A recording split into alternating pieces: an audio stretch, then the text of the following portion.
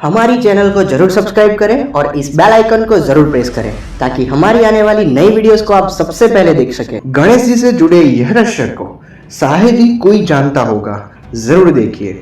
जैसे कि आप सब जानते हैं कि गजानन महाराज को पूरे भारत में प्रथम पूज्य देव का स्थान प्राप्त है।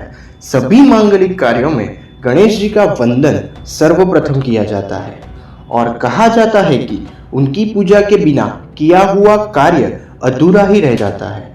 श्री गणेश को सभी देवताओं का सम्मान एवं शक्तियां भी प्राप्त है। गणेश जी संबंध में कई रोचक और पौराणिक कथाओं का वर्णन मिलता है। आपको बता दें कि कई ऐसे रोचक किस्से हैं गणेश जी के बारे में जिनसे शायद ही कोई परिचित हो। क्या आप जानते हैं माता पार्वती ने पुत्र की प्राप्ति के लिए शिव जी के कहने पर पुण्यक नाम का उपवास किया था। इसी उपवास के चलते माता पार्वती को श्री गणेश जी पुत्र रूप में प्राप्त हुए थे। शिव महापुराण के अनुसार माता पार्वती को श्री गणेश का निर्माण करने का विचार उन्हीं की सखी जया और विजया ने दिया था। उनकी सखियों ने उनसे कहा था कि नंदी और सभी गण सिर्फ महादेव की आज्ञा का ही पालन करते हैं, इसीलिए आपको भी ऐसे गण की रचना करनी चाहिए जो सिर्फ आपके ही आज्ञा का पालन करे। इस विचार से प्रभावित होकर माता पार्वती ने श्री गणेश की रचना अपने शरीर के मैल से की। भगवान श्री गणेश के सिर कटने की घटना के पीछे भी एक प्रमुख किस्सा है।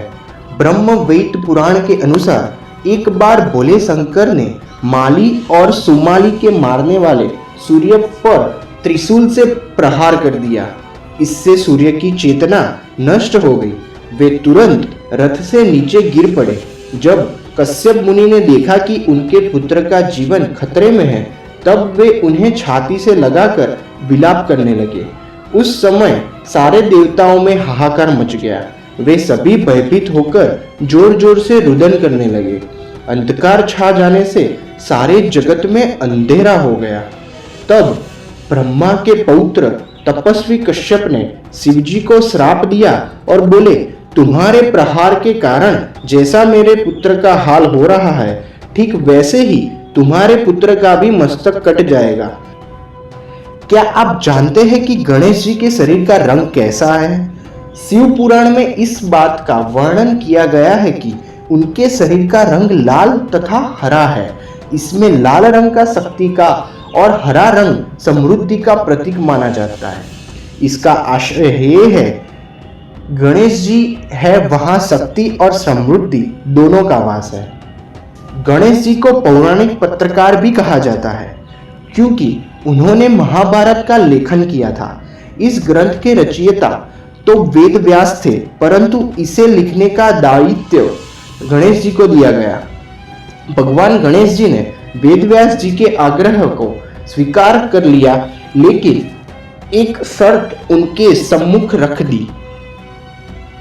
शर्त के अनुसार काव्य का आरंभ करने के बाद एक भी क्षण कथा कहते हुए रुकना नहीं है, क्योंकि ऐसा होने पर गणेश ने कहा कि वे वही लेखन कार्य को रोक देंगे। गणेश जी की बात को महर्षि वेदव्यास ने स्वीकार कर लिया, लेकिन उन्होंने भी एक शर्त गणेश जी के सामने रख दी। महर्षि वेदव्यास जी ने कहा कि बिना अर्थ समझे वे कुछ नहीं लिखेंगे। इसका अर्थ ये था कि गणेश जी को प्रत्येक वचन को समझने के बाद ही लिखना होगा। गणेश जी ने महर्षि वेदव्यास की इस शर्त को स्वीकार कर लिया। इसके बाद महाभारत महाकाव्य की रचना आरंभ हुई। कहा जाता है कि महाभारत के लेखन कार्य पूर्ण होने में 3 वर्ष का समय लगा। इस तरह से महाभारत पूर्ण हुआ। शिव महापुराण के अनुसार श्री गणेश जी को पत्नियां भी सिद्धि और बुद्धि। श्री गणेश के 2 पुत्र भी है। इनके नाम है क्षेत्र और लाभ। शिव महापुराण के अनुसार जब भगवान शिव त्रिपुर का नाश करने जा रहे थे, तब आकाशवाणी हुई, जब तक आप श्री गणेश का पूजन नहीं करेंगे तब तक तीनों पुरों का संहार नहीं कर पाएंगे। तब भगवान श्री शिव ने भद्रकाली को बुलाकर गजानन का पूजन किया और युद्ध में विजय प्राप्त की। श्री गणेश के दांत के पीछे भी एक रहस्य छुपा हुआ है। एक बार परशुराम जब भगवान शिव के दर्शन करने कैलाश पहुंचे तो भगवान अपनी साधना में लीन थे। तब श्री गणेश ने परशुराम जी को भगवान शिव से मिलने नहीं दिया। इस बात से क्रोधित होकर परशुराम जी ने अपने फरसे से श्री गणेश पर वार किया जो उन्हें शिव ने दिया था। गणेश उस फरसे के वार को खाली नहीं होने देना चाहते थे, इसीलिए उन्होंने उस फरसे का वार अपने दांत पर जेल दिया। इस वार के कारण उनका एक दांत टूट गया था, तभी से उन्हें एकदंत भी कहा जाता है। तो उम्मीद करते हैं आपको हमारी ये वीडियो पसंद आई होगी और आप इस वीडियो को लाइक करें और ज्यादा से ज्यादा शेयर जरूर करें। मिलते हैं आपसे अगली वीडियो में। Thank you very much.